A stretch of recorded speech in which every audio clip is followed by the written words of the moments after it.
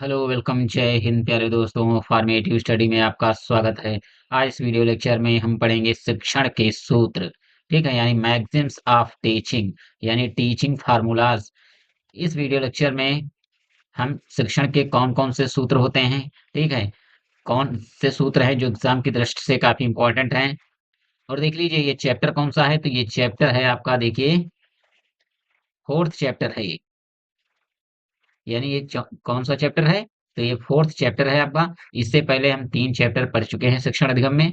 तो जिन लोगों ने इससे पहले वाली क्लासेस नहीं देखी हैं वो जाकर वो क्लासेस अटेंड कर सकते हैं, क्योंकि हम चैप्टर वाइज पढ़ा रहे हैं। तो आप पहले चैप्टर वाइज अच्छे से पढ़ लीजिए, फिर जैसे ही सिलेबस पूरा होगा हम इसके बाद आपको क्वेश्चन प्रैक्टिस करवाएंगे। क्योंकि अभी अगर आप क्वेश्चन प्रैक्टिस के चक्कर में रहेंगे, क्योंकि अभी परीक्षाएं आपकी लगभग आपका 4 महीने हैं, ठीक है। इसी के 4 महीनों के बाद ही आपकी परीक्षाएं होंगी, ठीक है। अगर अभी से सोच रहे हैं कि हम क्वेश्चन प्रैक्टिस करेंगे, तो धीरे धीरे आप जब तक परीक्षा के नजदीक आएंगे ये सारा कुछ फिर भूल जाएंगे। तो पहले आप शिक्षण अधिगम, ये जो सब्जेक्ट है, या बाल विकास, यानी जितने भी 8 सब्जेक्ट हैं उनको पहले अभी चैप्टर वाइज पढ़िए। फिर जब परीक्षा का समय होगा उस टाइम आपको रिवीजन करना है, क्वेश्चन प्रैक्टिस करनी है। अभी क्वेश्चन प्रैक्टिस के चक्कर में मत पड़िए, ठीक है। तो पहले पढ़िए चैप्टर वाइज। तो चलिए क्लास को स्टार्ट करते हैं। आज हमें पढ़ना है शिक्षण के सूत्र कौन कौन से हैं। यानी शिक्षण सूत्र का अर्थ है शिक्षण की वह प्रक्रिया, क्रम जिसमें शिक्षक योजनाबद्ध तरीके से विषय को छात्रों को इस प्रकार समझाता है कि वे उसे सरलता से ग्रहण कर सकें। यानी हम शिक्षण सूत्र का प्रयोग क्यों करते हैं, क्योंकि हम देखिए विषय वस्तु को सरल और सुलभ बनाने के लिए, कि बच्चे देखिए बहुत आसानी से शिक्षण सामग्री को समझ सकें और विषय वस्तु को सीख सकें। इसलिए हम शिक्षण सूत्रों का प्रयोग करते हैं। तो चलिए समझते हैं शिक्षण सूत्र। तो देखिए पहला सूत्र है सरल से कठिन की ओर। तो पहला सूत्र है सरल से कठिन की ओर, यानी सिंपल टू कॉम्प्लेक्स। शिक्षण की प्रक्रिया ऐसी होनी चाहिए, यानी शिक्षण की जो प्रक्रिया है ऐसी होनी चाहिए जिसमें विद्यार्थियों को पहले सरल और बुनियादी चीजें सिखाई जाएं। यानी पहले बच्चों को हम क्या सिखाते हैं, सरल चीजें, ठीक है। और फिर धीरे धीरे जटिल विषयों की ओर ले जाया जाए। पहले हमें ये रूल क्या कहता है, सरल से कठिन की ओर। यानी ये सूत्र कहता है कि हम पहले बच्चों को सरल चीजें सिखाएं, फिर सरल से धीरे धीरे धीरे हम कठिन की ओर बढ़ेंगे, ठीक है। इसमें विद्यार्थी बिना डर के सीखने की प्रक्रिया में रुचि लेते हैं, क्योंकि मनुष्य का मस्तिष्क पहले साधारण बातें समझने के लिए ही तैयार होता है। यानी जो हमारा माइंड होता है, यानी ब्रेन जो हमारा होता है, वो पहले देखिए सरल चीजों को पहले सीखता है, फिर जटिल की वस्तुओं को सीखता है या जटिल चीजों को सीख पाता है। जब जब सरल बातें अच्छे से समझ आती हैं, तब कठिन चीजें जल्दी समझ में आती हैं। तो चलिए उदाहरण से समझते हैं। यानी पहले गिनती 1 से 10 तक सिखाना। यानी देखिए हम बच्चों को सबसे पहले गिनतियाँ सिखाते हैं, फिर इसके बाद उनको जोड़ और घटाना सिखाते हैं, फिर गुणा भाग, ठीक है? यानी हमें बच्चों को पहले सिखाना है गिनतियाँ, गिनती के बाद हम जोड़ सिखाना है, फिर घटाना और इसके बाद गुणा भाग और इसके बाद और सवाल, ठीक है? ये नहीं कि डायरेक्ट आप अभ्यास प्रश्न पर आ जाइए और उनके बारे में भी गिनती पढ़ा आए ना। तो सबसे पहले हमें क्या सिखाना होगा, गिनतियाँ, ठीक है? यानी गिनतियों का ज्ञान होना चाहिए, तभी जाकर बच्चा देखिए जोड़ और घटाव और गुणा और भाग कर सकता है। बिना गिनतियों के वो गुणा और भाग नहीं कर पाएगा। पहले शब्द सिखाना, फिर वाक्य रचना, फिर निबंध लेखन। यानी देखिए सबसे पहले हम शब्द को सिखाते हैं, ठीक है? फिर उनको वाक्य के बारे में बताते हैं, फिर वाक्य जब सीख जाता है तब इसके बाद हम निबंध लेखन बताते हैं, ठीक है? यानी पहले हम सरल चीज़ें, फिर आते हैं जटिल चीज़ों पर। अब दूसरा शिक्षण सूत्र है ज्ञात से अज्ञात की ओर, ठीक है? जो हमने देखिए पहला वाला सूत्र पढ़ा है, ठीक है? वो मोस्ट इम्पोर्टेंट वो भी है और ये भी देखिए मोस्ट इम्पोर्टेंट है। ये 2 सूत्र देखिए बहुत बार पूछे जा चुके हैं। अगर देखिए इन सूत्रों को आपने अच्छे से पढ़ा, तो ये अब अभी आने वाला जो सीटेट आप देंगे, तो सीटेट में आपको इससे मदद मिलेगी। जिन-जिन टॉपिक से आपको सीटेट में क्वेश्चन पूछे जाते हैं, हम साथ ही साथ आपको बताते चलते हैं, ठीक है? तो यहाँ से देखिए इस टॉपिक से क्वेश्चन आपका देखिए सीटेट में भी पूछा जाता है। अगला है देखिए ज्ञात से अज्ञात की ओर, यानी नोन टू अननोन। छात्र को जो बातें पहले पता हैं, यानी ज्ञात हैं, यानी जो बातें पहले पता होती हैं, उन्हें आधार बनाकर जो बातें वह नहीं जानता, उन्हें सिखाना चाहिए। यानी पहले हमें छात्रों को क्या बताना है, यानी पहले जो वही बातें बताना है जो बातें वो जानते हैं, फिर हम धीरे-धीरे अज्ञात की ओर ले जाते हैं। क्योंकि जब कोई नई चीज़ हमारे पुराने अनुभव से जुड़ती है, तो उसे समझना और याद रखना आसान हो जाता है। ठीक है? तो उदाहरण से समझिए, बहुत आसानी से आपको समझ में आएगा। देखिए देखिए उदाहरण समझिए, बच्चा जानता है कि सूरज गर्म होता है, ठीक है? अब उससे गर्मी के कारण सिखाई जा सकती है। यानी अब उसको गर्मी के कारण बताया जा सकता है कि सूरज गर्म क्यों है। यानी पहले हमें पता करना चाहिए कि जो ज्ञात है चीज़, यानी जो उसको चीज़ पता है, उसके बारे में बताओ। फिर जो चीज़ नहीं पता है, फिर उसके बारे में बताओ। तो अगला देखिए, बच्चा जानता है कि पौधे बढ़ते हैं, ठीक है? जैसे कि आपने बच्चों को बता दिया कि पौधे बढ़ते हैं। अब उसमें उससे प्रकाश संश्लेषण सिखाया जा सकता है कि उसमें प्रकाश संश्लेषण कैसे होता है। जैसे देखिए, हमें किसी जानवर के बारे में बताना है, ठीक है? जैसे मान लीजिए हमें कोई जानवर है ऐसा जिसके बारे में हमें उदाहरण देना है, तो बच्चे को वो उदाहरण दीजिए जो बच्चा उसको जानता हो। जैसे हमें हाथी के बारे में बताना है, तो पहले हाथी का चित्र दिखाना चाहिए। अगर बच्चे हाथी के बारे में जानते हैं, तो आप उसके बता सकते हैं कि उसके 4 पैर होते हैं, आँखें होती हैं, उसके एक लंबी सूंड होती है, 2 बड़े-बड़े दाँत होते हैं, तब जाकर बच्चा अच्छे से समझेगा। अगर वो हाथी को जानता ही नहीं है और आप डायरेक्ट कहेंगे कि हाथी के बारे में आप सोचिए, तो नहीं समझ पाएगा। यानी पहले उन चीज़ों को बताना है जो बच्चा पहले से जानता है। अगला है देखिए, पूर्ण से अंश की ओर, ठीक है? कोई भी विषय या वस्तु पहले संपूर्ण रूप में दिखाया या समझाया जाना चाहिए। यानी कोई भी विषय वस्तु है, पहले हम संपूर्ण रूप से उसको दिखाना चाहिए। फिर उसके टुकड़ों में विभाजित करके विस्तार से समझाया जाए। क्योंकि पूर्ण चीज़ें देखने, समझने पर छात्र का ध्यान आकर्षित होता है और फिर वह उसके भागों को अधिक अच्छे से समझ पाता है। यानी पहले हमें पूर्ण चीज़ें यानी होल, पहले हमें होल पार्ट दिखाना है, फिर छोटी चीज़ों को दिखाना है, ठीक है? उदाहरण से समझिए तब।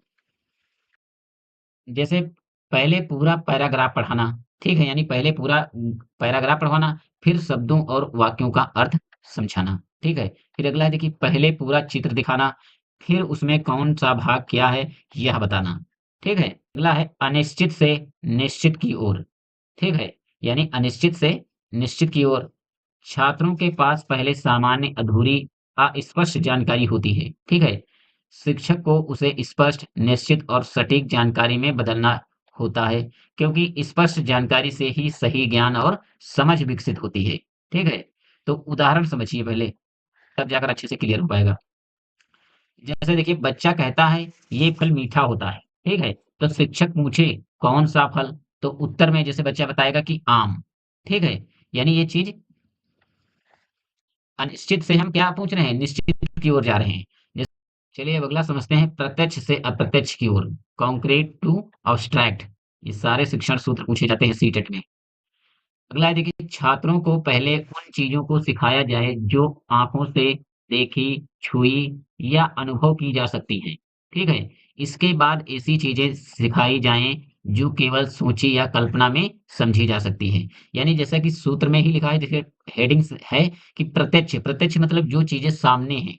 फिर जो उन चीजों को हमें सिखाना चाहिए जो अप्रत्यक्ष मतलब जो सामने नहीं है, ठीक है? यानी जो हमें वस्तुएं दिखाई देती हैं, पहले हमें बच्चों को उनके बारे में बताना चाहिए। फिर जो वस्तुएँ जो हमारे सामने नहीं हैं या उनके सामने नहीं हैं, तब उनके बारे में हमें बताना चाहिए। जैसे क्योंकि छोटे बच्चों की समझ चित्रात्मक और वस्तुवादी होती है। उन्हें पहले दिखाई देने वाली चीज़ों से सीखना आसान होता है। जैसे आपने देखिए, छोटे बच्चे जो प्राइमरी लेवल के होते हैं, तो उनके देखिए जो लेसन होते हैं, उसमें कोई भी लेसन हिंदी का हो या गणित का हो या इंग्लिश का हो, तो उसमें देखिए क्या होता है, चित्रात्मक दिया होता है। यानी हर लेसन में एक चित्र ज़रूर बनाया गया होता है। क्योंकि देखिए जो छोटे बच्चे हों, वो चित्र के माध्यम से अच्छे से सीख पाते हैं। तो उदाहरण देखिए, सेब को हाथ में लेकर उसका रंग, आकार और स्वाद बताना। फिर फल शब्द सिखाना। यानी इसमें क्या कह रहा है कि जैसे हमें सेब किसी फल के बारे में बताना है, ठीक है? यानी फल शब्द के बारे में बताना है, तो आप डायरेक्ट कहेंगे शब्द, ये जैसे कहते हैं फल, कहने कि 4 फलों के नाम लिखिए। तो जैसे अब वो फल के बारे में भी बच्चा जानता ही नहीं है, तो पहले हम फल के बारे में बताएँगे। जैसे कोई स आप उदाहरण ले लीजिए, जैसे जो बच्चे देख सकते हो, जैसे सेब है, ठीक है? आपने सेब के बारे में बताया कि सेब का रंग कैसा होता है, उसका आकार कैसा होता है और उसका स्वाद कैसा होता है, तो वो एक फल के बारे में समझ लेगा। फिर आप उस फल के बारे में उसको सिखा सकते हैं। पहले नक्शा दिखाना, ठीक है? फिर भौगोलिक क्षेत्र, जलवायु आदि बताना। यानी देखिए सबसे पहले बच्चों को क्या करना है जैसे किसी देश के बारे में हमें बताना है, ठीक है? तो पहले हमें मानचित्र दिखाना होगा यानी आप उनका उसका उस देश का पहले नक्शा दिखाइए। जब आप उस देश का आप नक्शा दिखाएँगे, फिर उसके भौगोलिक क्षेत्रों को बताइए, ठीक है? फिर उसकी जलवायु के बारे में। तो हमें सबसे पहले क्या दिखाना है? उनको उस जगह का नक्शा दिखाना है। तो चलिए अगला समझते हैं, छठा है विशिष्ट से सामान्य की ओर।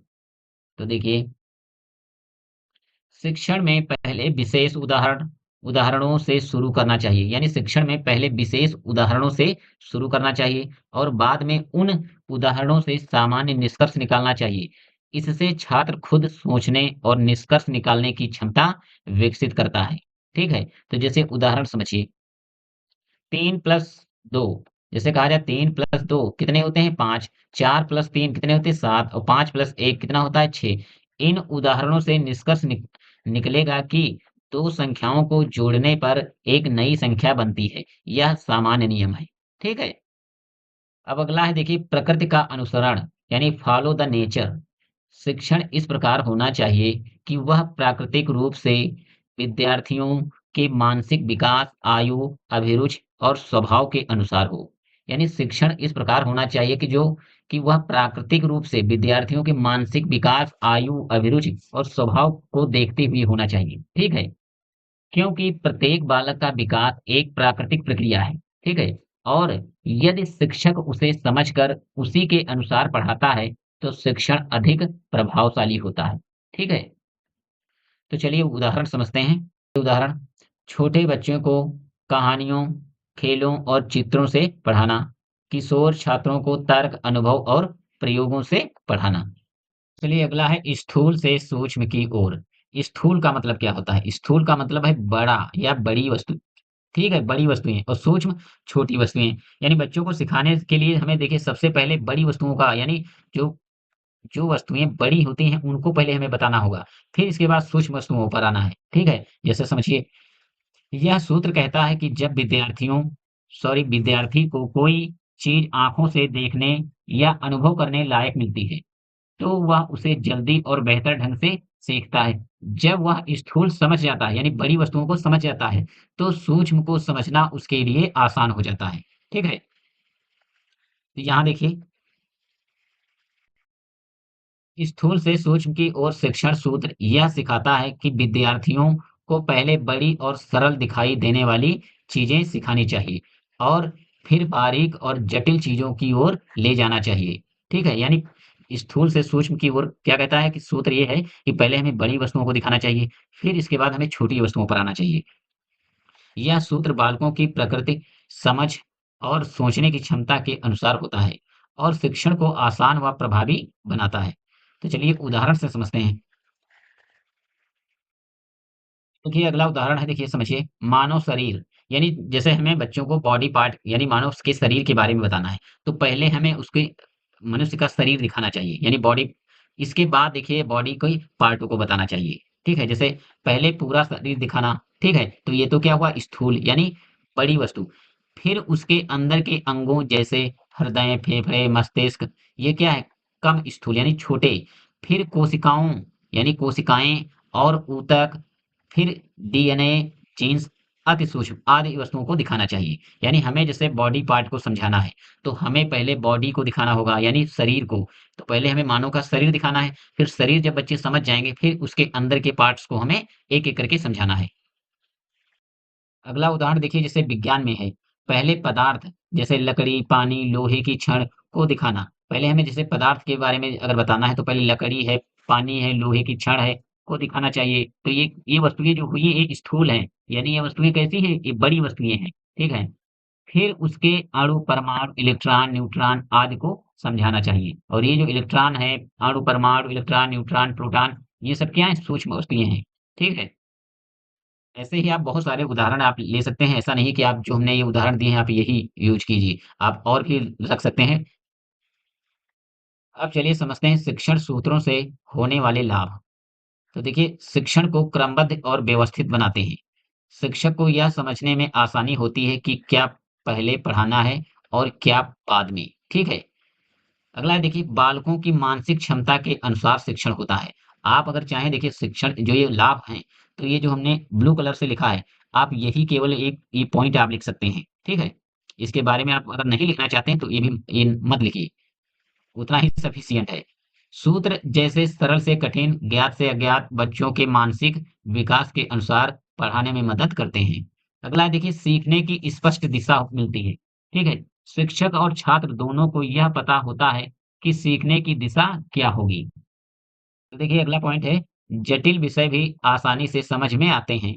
जब पहले सरल और प्रत्यक्ष बातों से शुरुआत होती है, तो कठिन बातें भी समझने में आसानी होती है। 5वां है देखिए छात्रों की रुचि और भागीदारी बढ़ती है। यानी जब छात्र की समझ के अनुसार पढ़ाया जाता है, तो वह ध्यान देता है और सक्रिय भाग लेता है। यानी ये शिक्षण के सूत्र जो हैं, इनके ये लाभ हम बता रहे हैं। अगला है देखिए, छठा लाभ है शिक्षण अधिक प्रभावशाली और टिकाऊ बनता है। यानी सूत्र आधारित शिक्षण लंबे समय तक याद रहता है। ठीक है? ये याद रहते हैं। 7वां पॉइंट है, बालकों के प्राकृतिक वि विकास के अनुकूल होता है। यानी बालकों के जो है प्राकृतिक विकास के अनुकूल होता है। जैसे प्रकृति का अनुसरण सूत्र बालकों के मनोविज्ञान को ध्यान में रखता है। ठीक है? अगला है देखिए कठिन विषयों को भी छोटे भागों में तोड़कर पढ़ाया जा सकता है। यानी जो अगर कोई कठिन विषय है, तो इन सूत्रों के माध्यम से हम उनको देखिए तोड़कर सरल बना सकते हैं, ठीक है? यानी जैसे पूर्ण से अंश सूत्र से। तो देखिए आज की क्लास में हमने पढ़ा शिक्षण के सूत्र। इन सूत्रों को देखिए आपको लिख ज़रूर लेना है और अच्छे से समझ भी लेना है क्योंकि ये सूत्र आपको देखिए 2 नंबर आपको ज़रूर दिलवाएँगे। ये 2 नंबर का यहाँ से प्रश्न आएगा। और अगर आपने अच्छे से इनको समझ लिया अभी, तो जब आप सीटेट अभी देंगे, तो सीटेट में भी इसमें देखिए एक ना एक क्वेश्चन इससे सीटेट में पूछा ज़रूर जाता है। ये शिक्षण के सूत्र जो हैं, इनसे एक क्वेश्चन आता ज़रूर है। तो चलिए आज की क्लास को हम यहीं तक रखते हैं और मिलते हैं नेक्स्ट क्लास में। तब तक के लिए जय हिंद।